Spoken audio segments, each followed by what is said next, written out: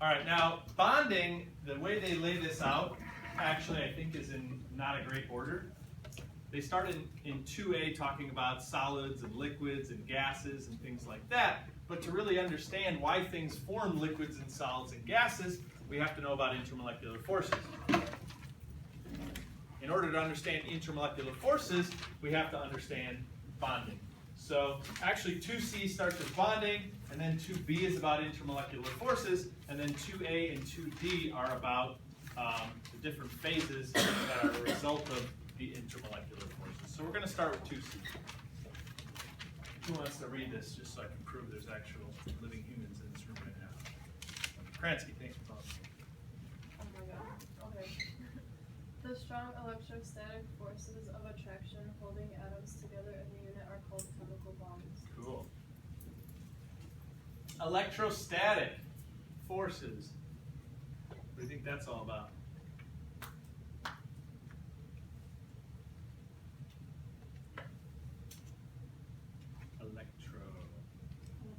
Electrons, yeah. Right?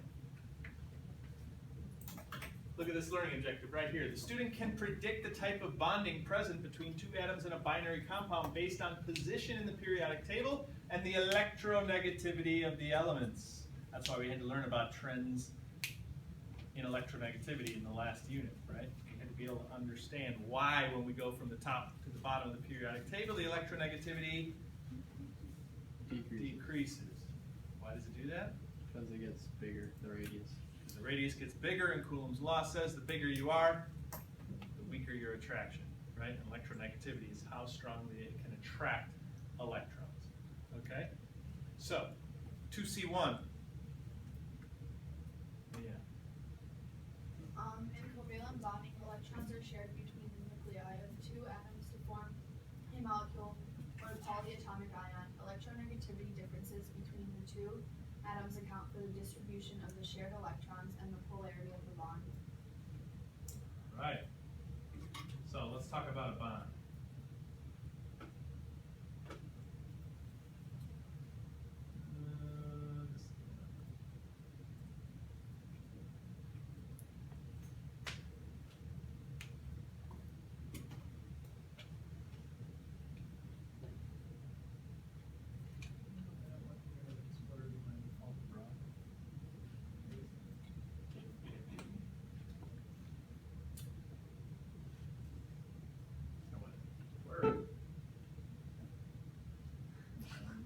That noise was. Okay.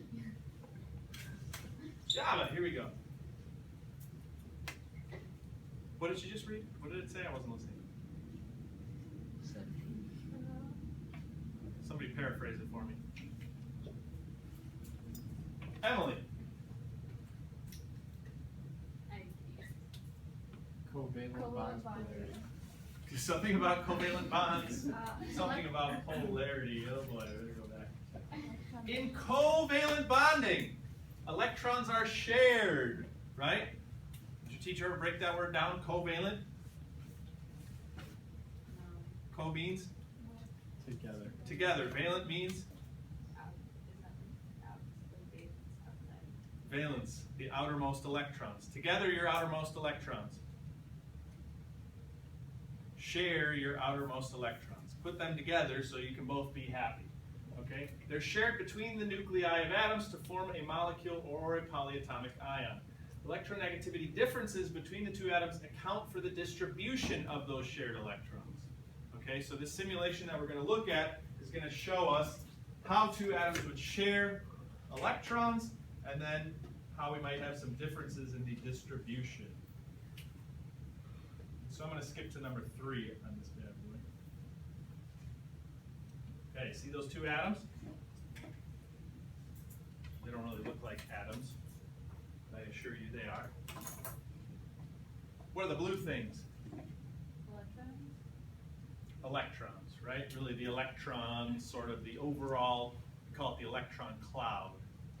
Right? If we're talking about the quantum mechanical model, we don't put precise locations of the electrons. We talk about those orbitals, right? Those overall shapes. And if we kind of add all the orbitals together, we get more or less a spherical shape for the atoms. Okay, so the blue are representing the electron clouds, and then what I can do with this little slider here, let me zoom a little.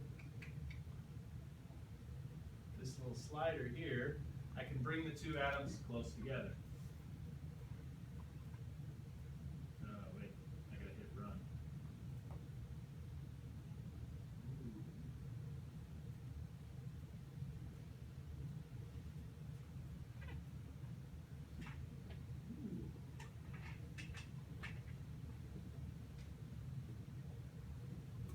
So what happened? It looked like a dementor sucking someone's soul out. Look like a what? A dementor sucking someone's soul out. I understood like half the word. A dementor? A Harry Potter reference. Oh.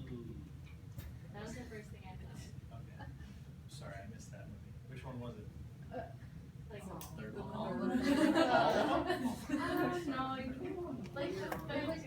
I saw the one where the Hogwarts like blew up and then. That's like the last one. We're Yeah. probably ruining this movie. And I saw the first one where they were all like children. Okay, so something. Okay. Let's get back to chemistry from a chemical perspective. What did it look like happened? The electrons are coming together. The electrons are coming together. The atoms bonded. They're morphing. The electron clouds sort of are starting to overlap, kind of smear together, right? And so now we have this electron density, sometimes we call it, right? This region where we are likely to find electrons that's actually in between these two positively charged nuclei, right? Normally those atoms, or those nuclei specifically, being both positively charged, Coulomb's law says they're going to repel each other, right? But by sort of each attracting each other's electron clouds a little bit, you notice how this one started to grow towards the top atom. The top atom's electron cloud started to grow towards the bottom one, so they attracted each other's electron clouds, and so now we have this region of space in between them where there's negative charge. And that region can attract this nucleus and that nucleus, and that's what helps hold those two atoms together.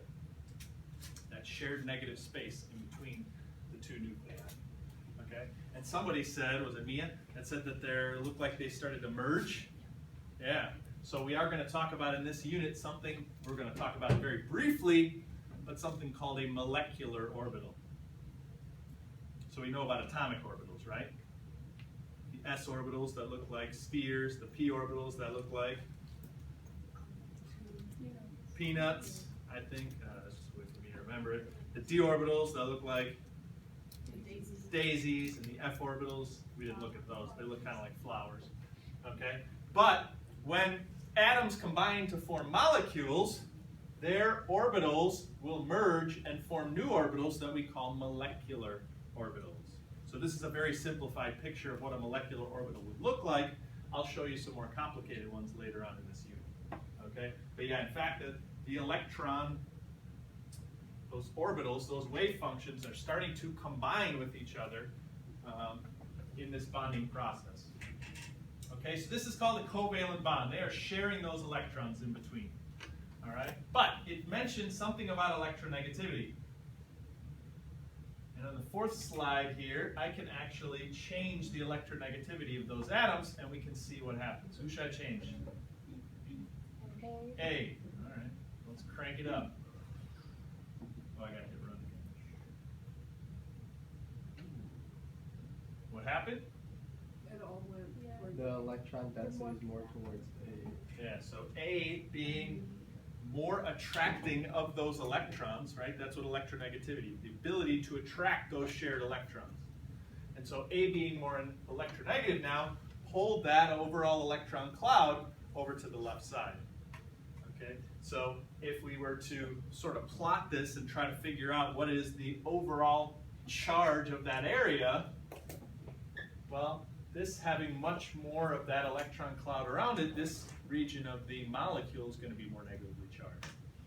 Right? This side, where that negative charge got pulled away, that leaves that nucleus a little bit more exposed. So the positive charge in this nucleus is not going to be canceled out by as much of the cloud, and so this region is going to be somewhat more positive. Okay, but I can crank up atom B,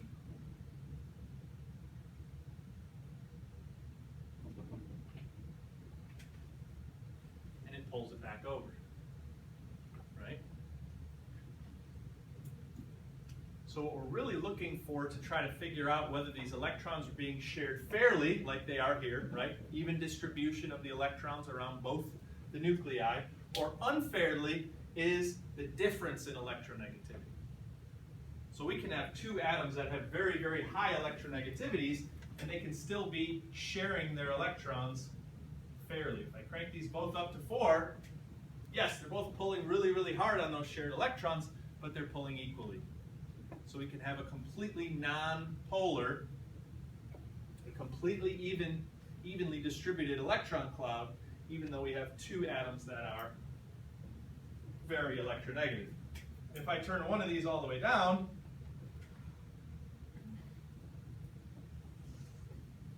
ooh, look what happened.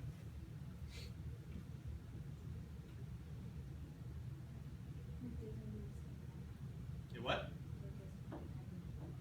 Yeah, this one pretty much had those shared electrons pulled right off of it. Okay, so some of you might have learned from your teacher that, oh, if the electronegativity difference is greater than 2, then they don't share the electrons at all. What happens? So that's ionic, that's What what we happens learned to the one before. atom that gets stolen? What happens to the one that gets stolen? It becomes a cation.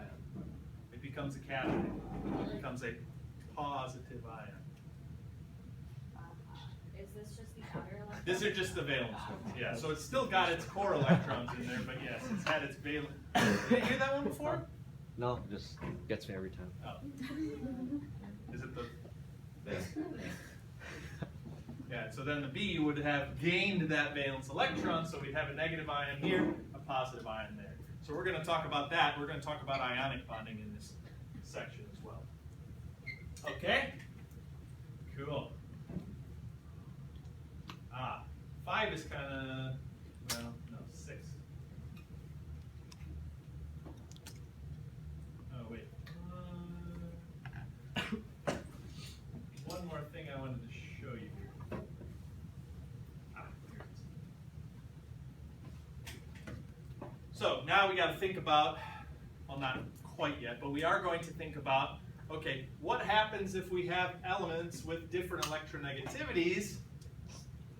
Does that always lead to a molecule that has an uneven distribution of the electrons? So right now, actually, we have the element in the middle here, this positive in here, is supposed to represent an atom with higher electronegativity than the two on the outside.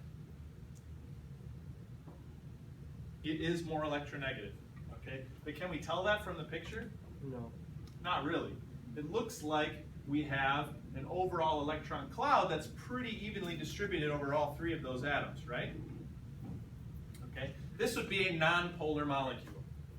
Even though we have atoms that have different electronegativities, they're not pulling on those valence electrons the same strength. Because of the 3-dimensional arrangement of this molecule, we still have an overall sort of balanced distribution of the electrons. So we have to think about, just because we have polar bonds, does that mean we have a polar molecule? Okay, but if I change the position of that central atom, watch what happens.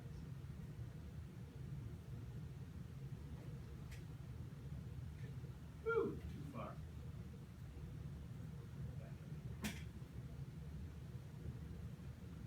So now that I pulled it out of line with the other atoms, now we can see this one is definitely more electronegative, right? It's pulling the electrons away from both of these atoms, and we would say that the bottom of this molecule down here is more negative than the parts on top. This is what we call a polar molecule, right? It's going to have a clearly negative end and then a clearly positive end.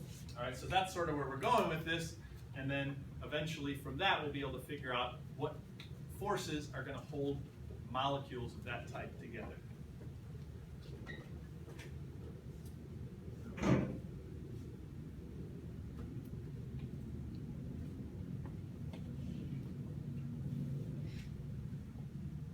going back to the outline here.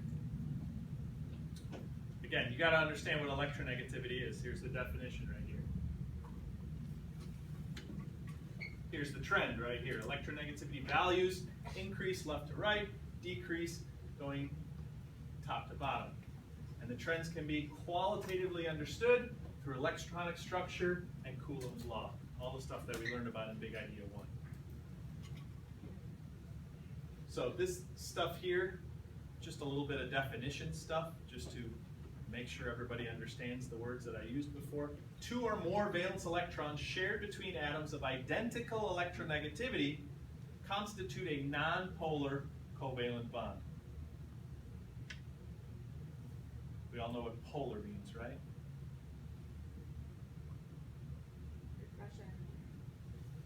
Well, we've got some, what's a polar bear? Ice bear. What's wrong, Mr. Polar Bear? I'm dissolving. Yeah. This joke will be funnier after we get through this entire year. Okay.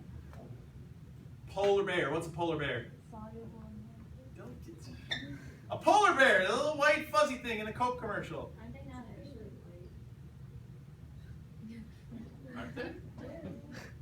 No, they are, but like something with their fur, like And that was like technically not white.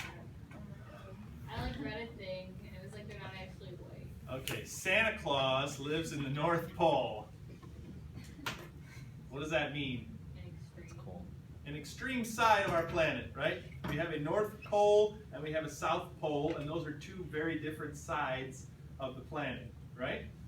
Magnets have a North Pole and a South Pole. What does that mean? They're complete opposite. They have something about them that is opposite, right? We know that because if I line them up one way, they attract. If I line them...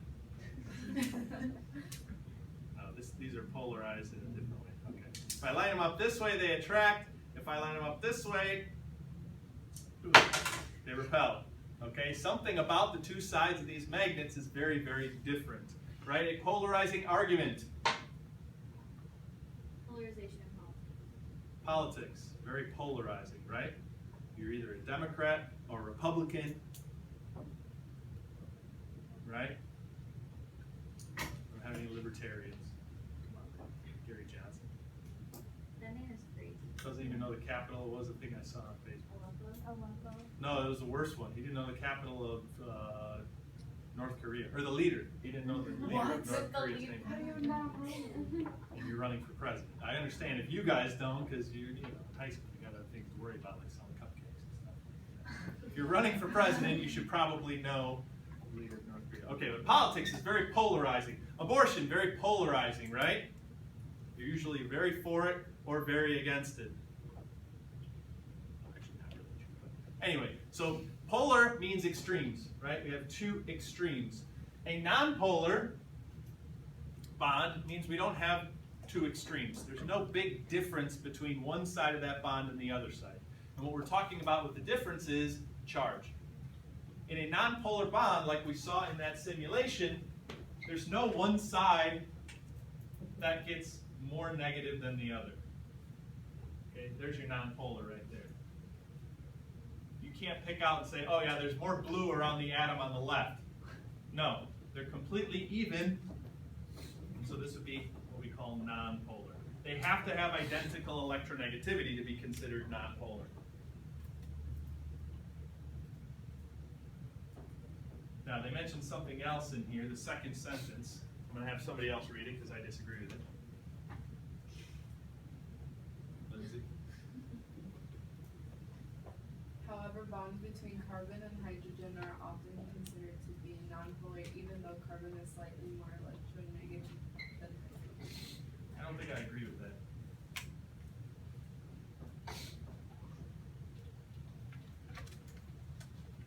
If you look at the electronegativities,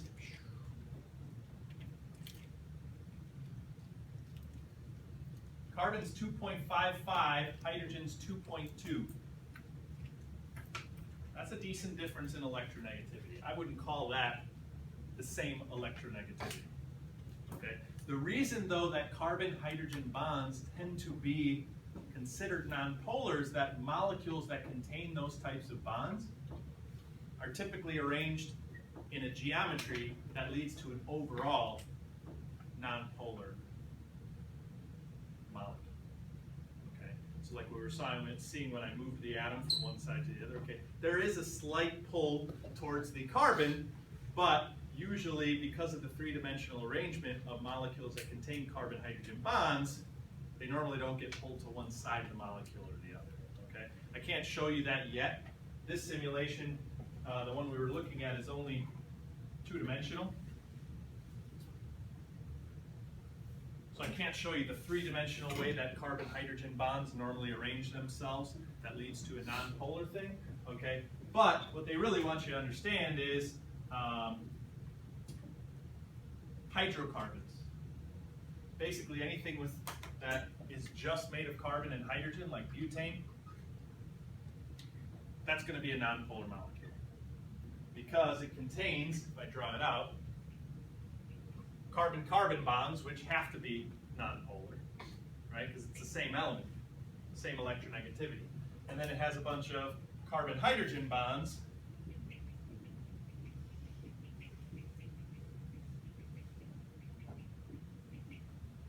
which actually, if you draw it this way, which is not really the true shape, but if you draw it this way, kind of makes sense. Even if there was a pull here, those pulls are going to cancel each other out. Right? Like we saw in the simulation where we had all the atoms in line, even if they weren't exactly the same electronegativity, if they're all in line with each other, you're not going to see the electrons getting pulled to one side or the other. Okay, so we'll refine this picture a little bit, but that's kind of the idea. Usually if it contains just carbon and hydrogen, it's going to be a nonpolar molecule. Okay? And then D. Ooh, this is an interesting one. So many graphs in this section. You guys are going to love it. If you love graphs. Lindsay? You don't love graphs? All right. Sidra, read this one for me. The formation of a nonpolar covalent bond can be represented graphically as a plot of potential energy versus distance for the interaction of two identical atoms. Hydrogen atoms are often used as an example. So there's a picture in the book, this picture right here, and I'm going to show you a little simulation. This is figure 8.1 in the book, although this is from the old book. I don't know what figure it is in the new book. Probably something close in chapter 8. Okay? And basically you get this, what we're interested in is this little pink line right here. Beautiful. Nice curve. What does it mean? Well, what it's telling us is it has energy on this axis. Energy in kilojoules per mole, and then it has internuclear distance on the x-axis. So it's saying as we change the distance between the two nuclei, how does the energy change? How does the potential energy of those atoms change? Okay? It decreases. Yeah, we get a sharp decrease here, but then an increase, and then a leveling out. The question is why? Why do we get that weird shape? Well, it's actually a little bit easier. I mean, it kind of describes it on the left side, but I like this PhET simulation right here.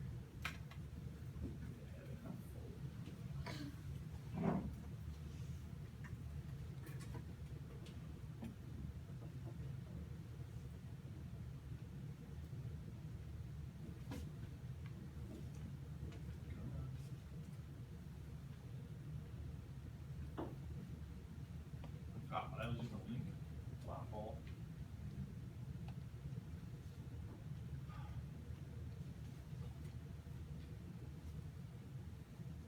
Nothing more fun than watching all the green bar get bigger and bigger, right? Tina, you having fun yet?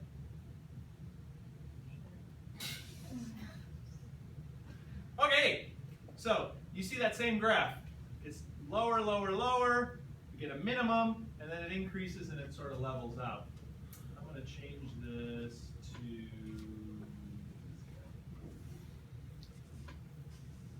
That looks more like what was in the picture, right?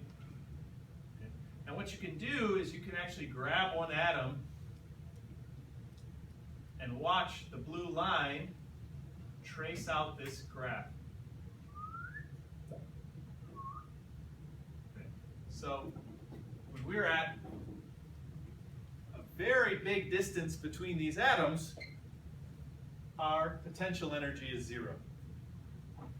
That's just where they set the 0 point. Okay? Infinitely far apart, we say the potential energy is 0. It's not really 0, we're just making it 0, right? Like sea level is not the lowest place you can be on the earth, right? You go to Death Valley and you're 200 and some feet below sea level. Okay, but we just picked something to say 0 at. You could have set Death Valley as 0, right? You could have set the bottom of the Marianas Trench as 0. Okay, but we set sea level as 0. They're just setting infinitely far apart atoms, their energy as 0. But as they get closer and closer together, the potential energy decreases. Why? Do they repel each other a little bit? Well, they don't repel each other, they attract each other, right? So they're saying as these atoms attract those shared electrons, they start to get pulled towards each other. What is their potential energy? Potential energy. Okay, so potential energy would be kind of like these two magnets, right? If I have them infinitely far apart, that's like 0, right? But as I bring them closer and closer together, there's a point at which they start to attract. And so there's some potential energy that they have because of their magnetic interaction. Right? These are changing their potential energy because they're attracting each other. Okay? So really they could have set this as the 0 point and said anything above that has more potential, right? These magnets, when they're stuck together, they don't have really any potential energy. I have to put energy in to pull them apart, right? In the same way that right now, when these atoms are at this distance, I would have to put energy in to pull these atoms away from each other, right? So I would have to go up on my chart. Does that make any sense? What is the graph showing like energy between the atoms? Or like with the magnet example, is the energy, potential energy between the magnets, or the energy that you have to use to not make them go together? The potential energy is like their ability to do something, right? That's what potential energy means. what's So the- when these is are this- far apart, is this something like come together? to do something? Yeah, to interact in some way. So when they're infinitely far apart, they don't have any potential to do anything to each other. They're too far apart, right? As they come close together, they start to have some interaction. So why is it negative? Why is it negative? Because once that interaction occurs and they bond together, I have to then add energy to pull them apart. So we know that potential-wise, we've lost the ability for them to do anything useful because they're already attached to each other. So in order to do something to these two magnets, I have to then add energy to them. So on a graph, I have to go up. I still don't get why it's. I get that you have to go up because you have to add energy in order to do something. Well, why is it negative before that point? Because we set infinitely far apart as 0. Okay. We could have set 0 right down here, okay? But we're going to see that every different interaction of different atoms is going to end up at a different low point here. Okay, so it doesn't make sense to make the low point 0. It makes sense to say infinitely far apart, we'll call that 0. Okay? And again, the ability to do something is what we're talking about here. And once they're stuck together, they don't really have an ability to do anything. They're connected to each other. Is the minimum when they're connected? The minimum is really the ideal bond distance. So like the minimum on the graph is the ideal bond distance. Yeah, when we look on this axis here, the distance between atoms, wherever we hit this minimum, That's what we call the bond length. I hit pause on this thing for a reason. If I hit play, notice what happens. Maybe you can't see it from where you're at, so I'll pull them out a little bit. What are they doing? Yeah, Andy, a little one of these, right? We know that bond length is not a thing that is constant. We know we shouldn't be making our molecules out of little sticks, right? Because that implies that the distance between them never changes. We know distance can change. How? How can we get the distance between the atoms to change?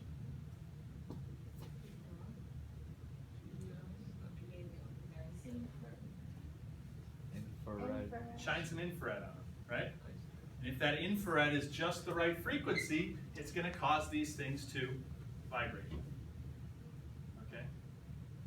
And so we can see from this little graph that that infrared energy is basically allowing them to get a little bit farther apart, and a little bit closer together, a little bit farther apart. Okay, but why don't they just get infinitely close together? Why don't they act like these magnets where they just stick together and that's the distance and you're good?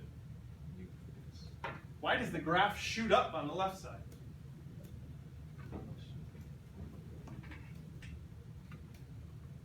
Well, if we get these things too close together, what's going to happen? Remember in that simulation that we saw before, we had the atoms and we got them close together and their valence electrons started to overlap, right? But if I get them too close together, what else is going to start to overlap? The nuclei. Probably not. We're not going to get it close enough where the nuclei would overlap, but that charge of the nucleus, yeah, could start to, those positive charges, if they get too close together, they're going to repel it. They can't get infinitely close together because of those nuclei both have big positive charges. And also we've got all those core electrons. The core electrons are not electrons being shared between the two. They're attached to just one atom, right? So even if we get those core electrons close together, they're going to start to repel. Okay, it's only the shared electrons that are giving us this little dip here. Once we start getting those core electrons involved, we actually get above the potential. What happens? What's going to happen if I hit play right now? It's going to explode? Yeah. Sort of. Right? If I got them too close together, that repulsion is so great, they actually have potential to shoot each other apart, because we can get back down to this zero potential line representing atoms that are infinitely far apart.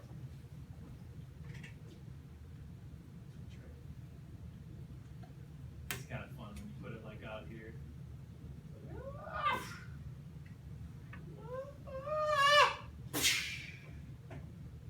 I don't know, I think that's fun. Question? What would happen if like the potential energy was like just like barely above the positive line? Would it like still shoot out? If the potential energy was just above the positive line, then yes. See right here, I'm going from really, really far apart, where there's probably some tiny, tiny bit of potential. So they're attracting each other, but it's never going to get above zero on this side.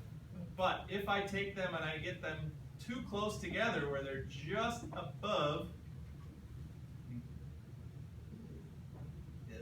that's about as close as I can get it, right? If they are too close where they are just above this line, they're for sure going to have enough energy to go all the way down through this and all the way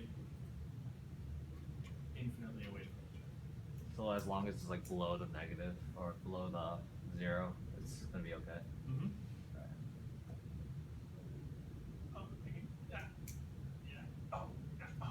Right there. Right? It's still going to stay bonded, but if I get above there, I'm going to break that bond. Okay? Now, I can actually play with these sliders here. I can change the size of the atom. Watch what happens. Whoa. We still have the same overall shape, right?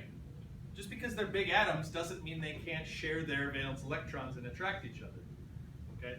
But the distance they get from each other to where those core electrons start to overlap is going to be much greater, right? So if we're talking about iodine bonding to iodine, we're talking about the 2, 3, 4, 5 P's overlapping.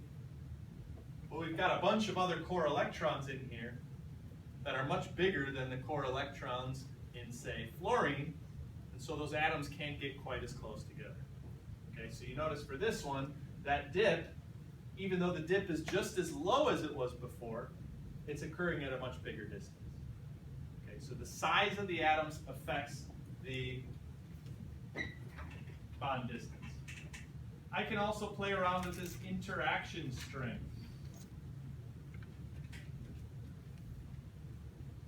And what this is really telling us, well, if you think about when I described why this is negative, I said that's the amount of energy that it takes to pull these things apart, to separate them infinitely, right? If I have different strength magnets, if I take two weak little stir bars, these are very easy to pull apart. These have a very weak interaction strength. So their dip is going to be very shallow. Yes, they're attracting each other, but they're not attracting each other very strongly. Okay? If I'm taking stronger magnets, that would represent a lower dip. Why would atoms have different size dips? Well, partly because we have different types of bonds.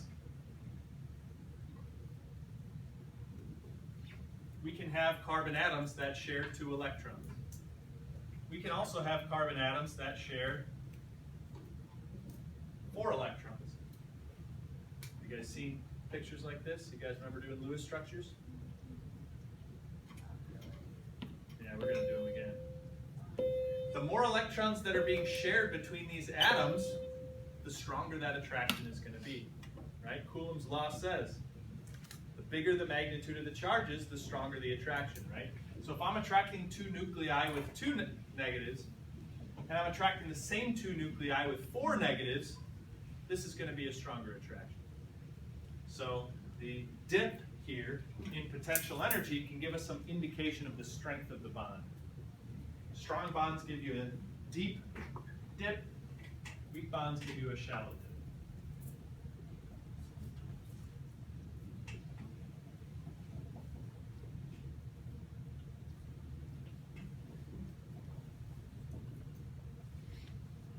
So that's what they're talking about indeed. The formation of a nonpolar covalent bond can be represented graphically as a plot of potential energy versus distance for the interaction of 2 identical atoms. Hydrogen atoms are often used as an example. The relative strengths of the attractive and repulsive force as a function of distance determines the shapes of the graph. I actually want to come back to that real quick.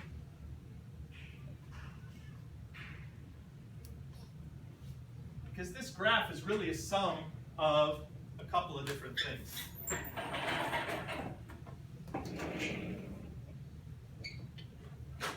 In reality, this part of the graph would continue like this. This is the attractive term.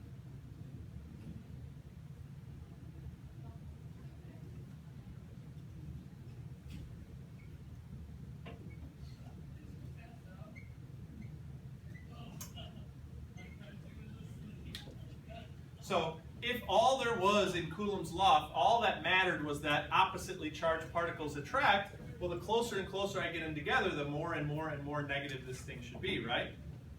Because the closer they are, the stronger the force of attraction, the harder it's going to be to pull them apart. But we've also got the repulsion here.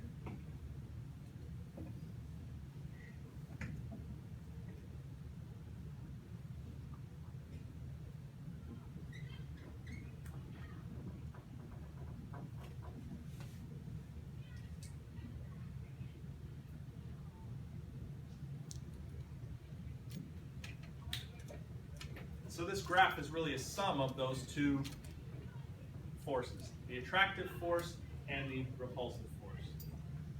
And you can see that too in this simulation. I forgot to turn that on. You can put in some arrows here. See those arrows? And so the yellow ones represent the attractions. The purple ones represent the repulsions.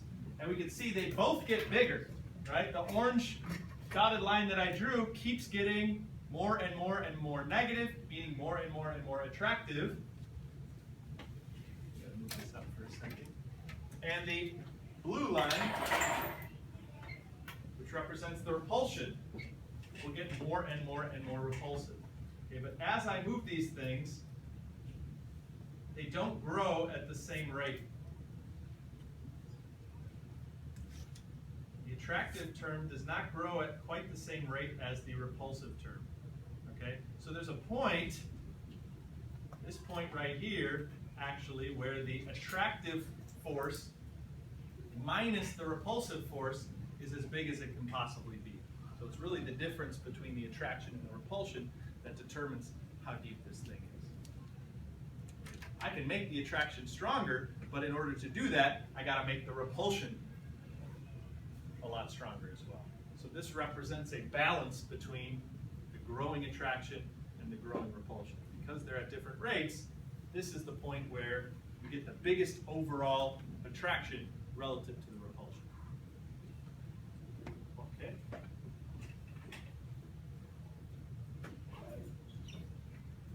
So the relative strengths of the attractive and repulsive forces as a function of distance determines the shape of the graph. When I drew those two that overlapped, when we add those together is what's giving us the overall shape. The bond length is the distance between the bonded atom's nuclei. It's the distance of minimum potential energy where the attractive and repulsive forces are balanced.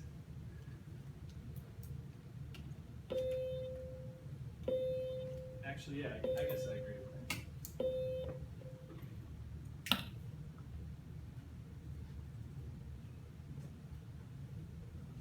That makes sense. If I stop it right at that bottom, the arrows are the same size, which is going to mean that they're not going to be getting any closer. If the yellow arrow was bigger, they would be pulling each other in. If the purple arrow was bigger, they would be pushing each other out. So yes, actually this bottom is the point at which those two forces exactly balance each other out. Anything farther apart, the attractive term is bigger, that's why they pull each other together. Anything closer than that dip, the purple line is bigger, which is why they push each other apart if we get too close together. At that very, very bottom is where the attraction and the repulsion are balanced.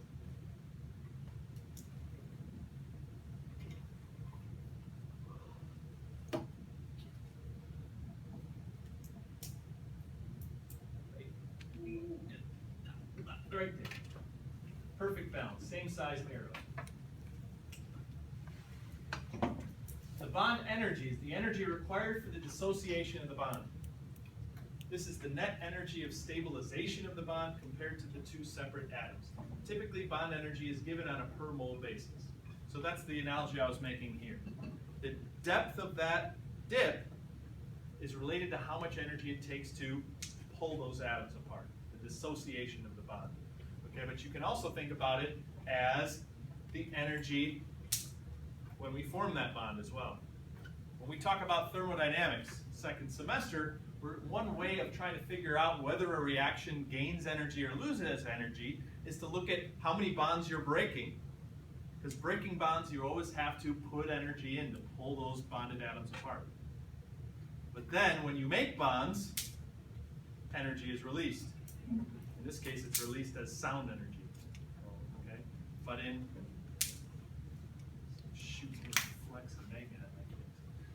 molecules, when they do this, it's similar to in that simulation. When those things come together, they start to vibrate. And that vibration, once those molecules start vibrating, that vibration will eventually get transferred to some other molecule, and that molecule would be going flying off, speeding up, and when molecules speed up, what happens? Heat. We observe that as heat, as an increase in temperature. Temperature is the overall movement of the molecules. Okay? Woo! E, Lindsay, read that one. Two or more valence electrons shared between atoms of unequal electronegativity constitute a polar covalent bond. Okay, so that's the simulation. Remember when I changed the electronegativity and got pulled to one side more than the other? The way we normally represent that in chemistry, let's say we're talking about a carbon-oxygen bond. Carbon and oxygen do not have the same electronegativity, right? Oxygen's further to the right, so even though they're filling the same shell, oxygen has a higher Zeph for that shell, so when they share the electrons, oxygen's going to pull it a little bit closer to its side. One of the ways we represent that is we show which atom ends up with a more positive charge. That would be the lower electronegativity one. And then we just continue this plus and draw a little arrow over like that. So this is how we represent a polar bond with the negative end, and then the arrow represents where the electrons got pulled to.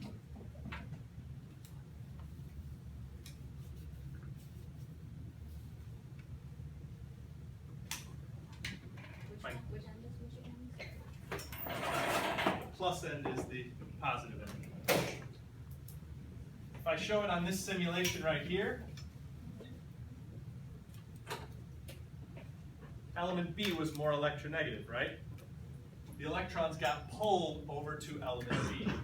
And we said that element A then, when it had that electron, that negative cloud pulled away from it, then its nucleus is going to be more exposed. It's going to be somewhat positively charged.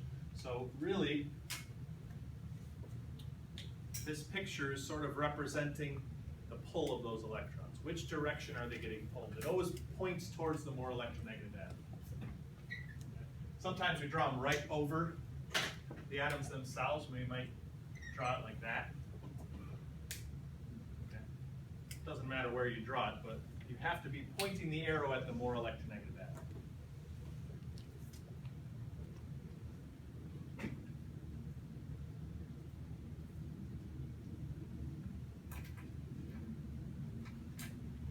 Okay, then a few more things about polar bonds.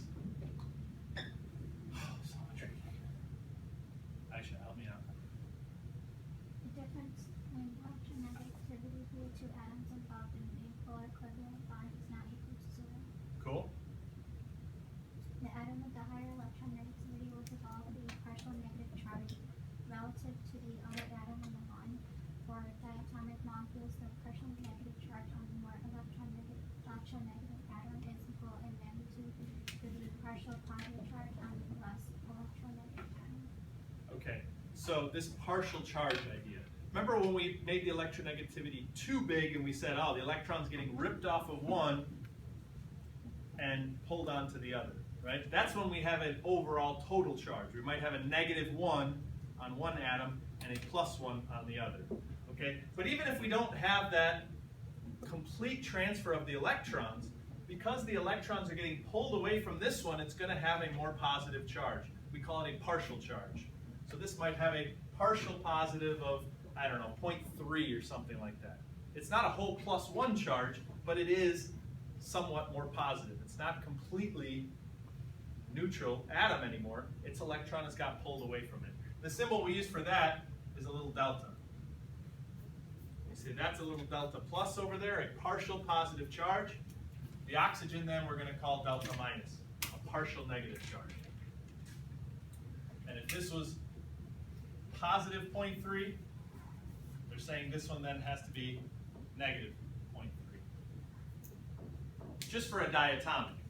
If it's a molecule with more than 2 atoms, then when we add up all the partial charges, it would have to add to 0. Okay, so for the water example that we had on that simulation,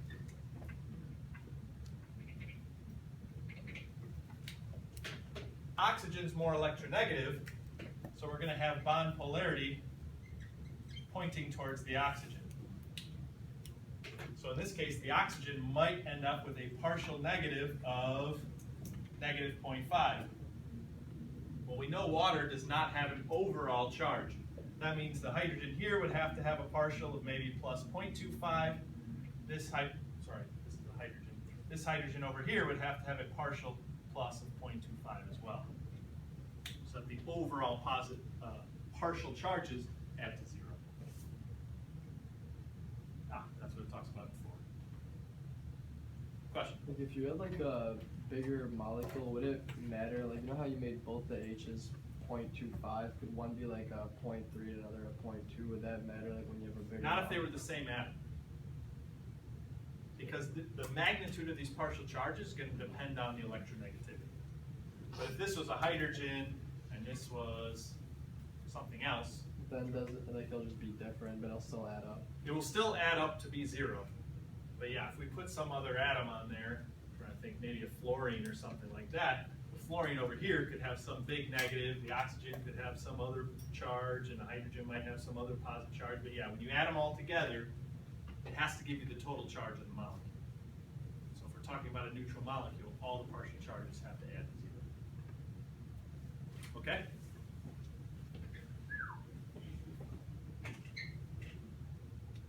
Oh my god, it keeps going. Does polar There's an and F. Does polar and non-polar correlate to neutral and charged? No, polar and non-polar do not necessarily mean like neutral and charged. You could have a non-polar molecule that has an overall charge. Polar just means where is the electron cloud getting pulled to? Is it getting pulled to one side more than the other? How do you determine charge? Adding the partial? The charge is basically how many electrons it should have from the neutral atoms versus how many does it have in the molecule.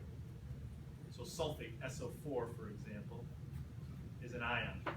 It has 2 extra electrons in there that you wouldn't expect if you just added up all the electrons from And sulfur. it just like stole from. It's stole from somebody else. You won't have to do that. You won't have to like figure out, oh, the hydrogens, I made these numbers up. I have no idea what they actually have. Okay? But if you see something like this, now you know what it means. So we're not gonna have to like. There's know no. that. Okay. But there are some simulations. Let's see, I have one. Oh, here's that.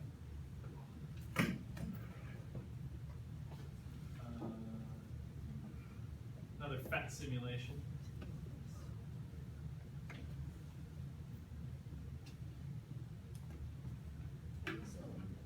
Have you seen this one before? Unfortunately. So this shows kind of like what that last simulation with the blue cloud was showing, but it shows it in a different way. So if I change the electronegativity now we see that sort of plus with the arrow on it, right? So without even looking at the electronegativities on top, if we look at this arrow, who's more electronegative, A or B? B. It's got to be B because the arrow's pointing towards the B, right? I can show sort of an electron density here. It shows it in a slightly different way. It doesn't have that blue getting pulled around, but as I increase the electronegativity, it shows this side becoming darker, which means more electron density. This side is lighter, less electron density. You can show it with colors too, where red represents a negative part of a molecule and blue represents a positive part of a molecule. As I make their electronegativities the same, that would represent a nonpolar molecule in this case, right? There's no negative side or positive side. If I crank atom A up, now the arrow points towards A. The A side gets more red, more negative. The B side gets more blue, more positive. Okay? This thing also shows us partial charges. Notice that symbol, a little delta minus and delta plus. And it shows it by making it grow or shrink, kind of what the magnitude of that charge is. The thing I wanted to show you is up here on real molecules, there's a tab on top. I can look at, say, H2O. Okay, so yes, my numbers were actually wrong, assuming the simulation is right, which I have no idea. Okay, they're saying that oxygen is actually a negative 0.75, which is pretty close to being an ion, right? If it was -1, then oxygen would be an ion. And they're saying then the hydrogens have to be 0.38. Although that's only 2 sig figs, you can see they don't add up to 0, right? this would really be 0.375. Right? Because the sum of all those partial charges has to equal 0 for H2O. Okay? If we look at oxygen, partial charges are 0. Why? It has the same electronegativity. Same electronegativity. It's a nonpolar bond, so we don't have one atom that's getting more negative charge around it or the other. Okay? All right, and then the last thing. Woo! Last thing from 2C.1. All bonds have some ionic character. The difference between ionic and covalent is not distinct. This be a lie to you. Who told you it was 2 for the difference in electronegativity? The chart. A chart? Okay, the chart lied to you. The difference in electronegativity is not the only factor that we need to use to designate whether it's ionic or covalent. Generally, this is a general trend, if we have a metal and a nonmetal, the differences in electronegativity are going to be big enough that we can consider it to be ionic. If I go back to our table of electronegativities here, where are the metals? Middle.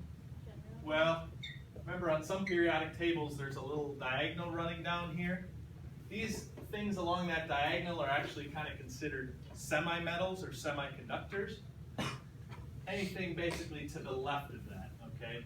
So, I mean, aluminum, generally we consider aluminum to be a metal, aluminum foil, right? Lead, we would consider lead to be a metal, okay? But the further left you go, the lower the electronegativity becomes, and we consider it more and more metallic. On the upper right, with very high electronegativities, those we consider to be nonmetals. And so if we combine a metal and a nonmetal, because of those trends, typically that difference is going to be big enough that we can consider it to be ionic.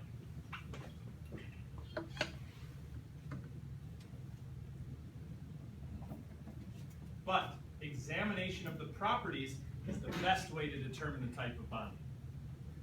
So we haven't talked about what those properties of ionic compounds are. Does anybody remember? What do you know about ionic substances?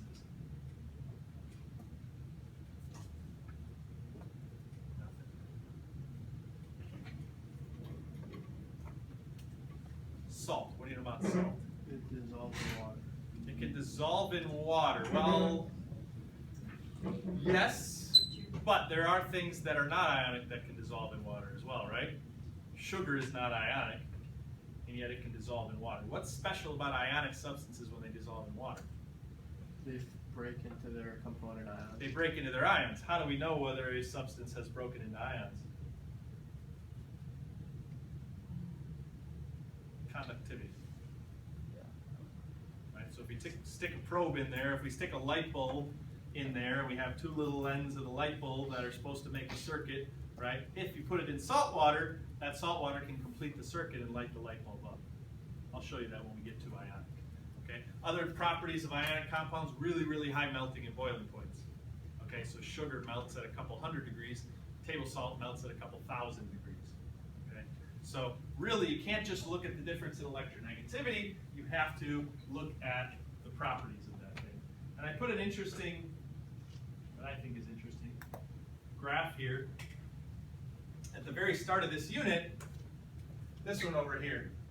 So the scale down here is the difference in electronegativity, the x-axis, and on the y-axis is percent ionic character. And so we would maybe say, well, above 50% ionic character, we could consider that to be ionic, right? But even things that we normally consider, you know,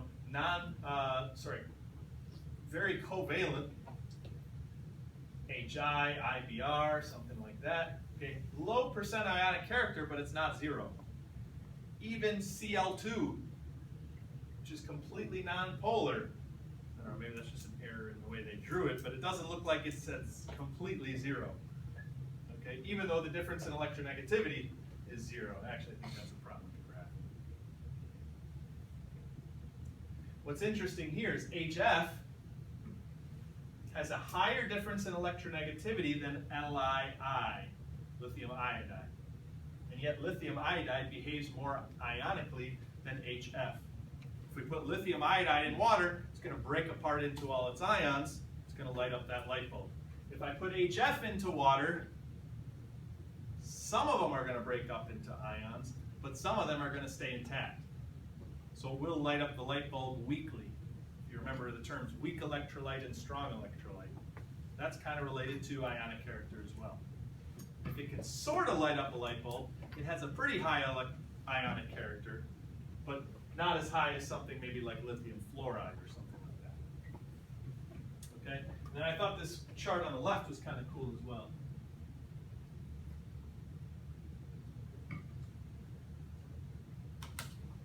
Because we've really just talked about the difference between covalent and ionic, but what about metals bonding to other metals? What do we do there? Well, we're going to talk about metallic bonding as well. So really, these three things represent 3 parts of a triangle. And I just like it because it's pretty and it has nice color. Okay? What do we need to be able to do? What's the objective? We just went through like an entire hour of stuff, Mr. Bull talking at you. What do they want you to be able to do? The student is able to rank and justify the ranking of bond polarity on the basis of the locations of the bonded atoms in the periodic table. So they want you to, if they tell you what 2 atoms are bonding, they want you to be able to tell whether it's a nonpolar bond, a polar bond, or maybe whether it's likely to be ionic.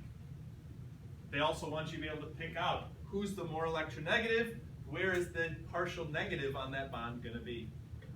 Okay? So really being able to talk about bond polarity.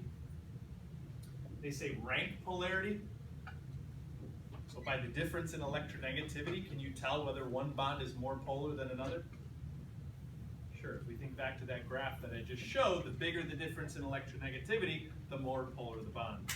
And then eventually we cross over into that ionic region. Question? All right, stop that video. That's about enough. YouTube's going to kick me out. Be like, Bull, too many boring videos. You're done.